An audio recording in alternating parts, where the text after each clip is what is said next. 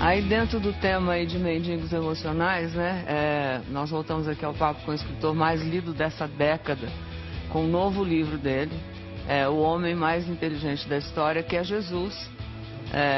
E aí eu soube que você não acreditava em Deus. Eu fui um dos maiores ateus que pisou nessa terra. Talvez fui mais ateu do que Nietzsche, que escreveu sobre a morte de Deus, do que Jean-Paul Sartre, do que Diderot, do que Marx, que considerava Deus o ópio que entorpece a humanidade. Como a minha teoria estuda a construção de pensamentos e a formação de pensadores, eu estudei como é que Einstein libertou seu imaginário, como Freud, e fui até Jesus Cristo. Esperava encontrar alguém de seu menor valor. Você estudou a vida de Jesus. Exatamente, a história, as reações subliminares. Faz 15 anos que você está... Na verdade, 15 anos escrevendo esse livro, mas faz 20 anos que eu tenho estudado como pesquisador da psicologia, sociologia e psicopedagogia.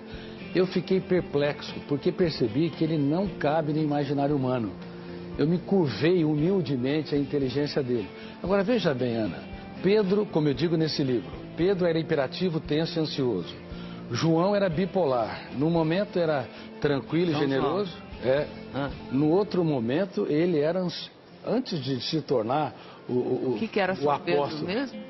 Pedro era hiperativo, tenso e ansioso. Se fosse um aluno nos dias de hoje, todo professor queria vê-lo a quilômetros de distância da sua sala de aula. João flutuava. No momento era amoroso, no outro queria destruir aqueles que não andavam com Jesus.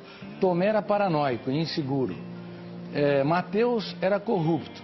Talvez, se tivesse nos dias de hoje, quem sabe estaria até na Lava Jato. E Judas, o que era? E Judas Iscariotes era dissimulador. Quem é que conseguiria escolher um time desses para executar o maior projeto da sua vida? Mas por incrível que pareça, para espanto das ciências, ele transformava pedras brutas em obras-primas.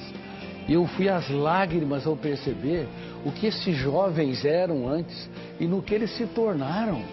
Foram apóstolos da sabedoria, da generosidade, da sensibilidade. Graças ao carinho, ao amor, ao e à afeto, dedicação de como Jesus. aquela professora e muito mais. Ele não teve medo de chorar diante deles.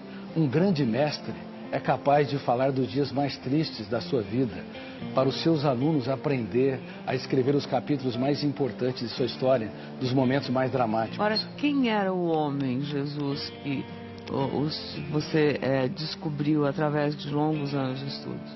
Bom, ele foi de fato, como eu estou dizendo, o homem mais inteligente da história. Ele geria sua emoção com maestria. Ele conseguia fazer poesia no caos.